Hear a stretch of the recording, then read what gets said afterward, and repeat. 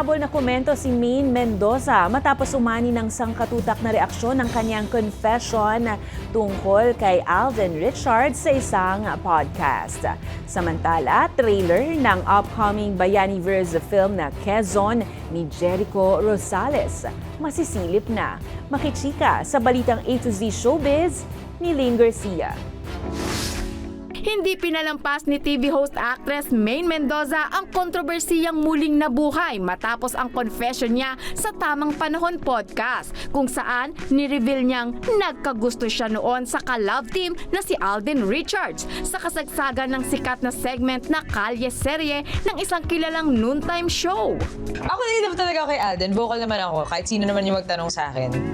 Sasagutin ko naman ng diretso. Na-inlove ako sa kanya. Pero hindi siya nanligaw. Walang ganon.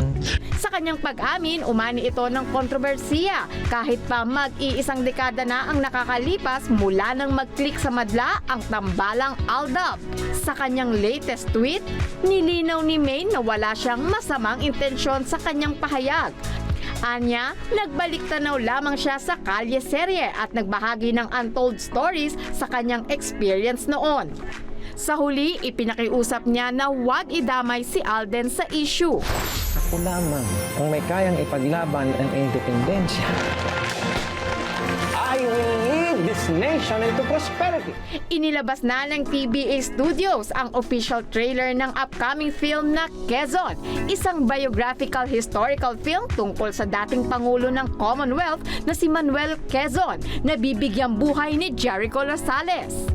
Tampok din sa pelikula sina Mon Confiado, Karil Tatlong Hari, Benjamin Alves at international actor na si Ian Glenn. Kabilang ang Quezon sa Bayaniverse matapos ang General Luna noong 2015 at Goyo ang Batang General noong 2018. Mapapanood ang Quezon sa October 15 in cinemas nationwide. Para sa balitang A to Z Showbiz, Lane Garcia. Kung kayo po ay may kwentong kakaiba, mga kwento ng pag-ibig o storya ng inspirasyon at pag-asa, maaari itong ibahagi. Sumali sa ating Facebook group na Balitang A to Z. Panoorin ang replay ng ating programa at sundan ang ating social media pages, hanapin ang Balitang A to Z. Ang ating quote of the night ngayong gabi ay mula sa Second President of the Philippines na si Manuel L. Quezon. Paalala ni Quezon, ang tunay na kalayaan ay hindi lamang sa watawat, kundi sa diwa ng bawat Pilipino na handang ipaglaban ang kanyang bayan.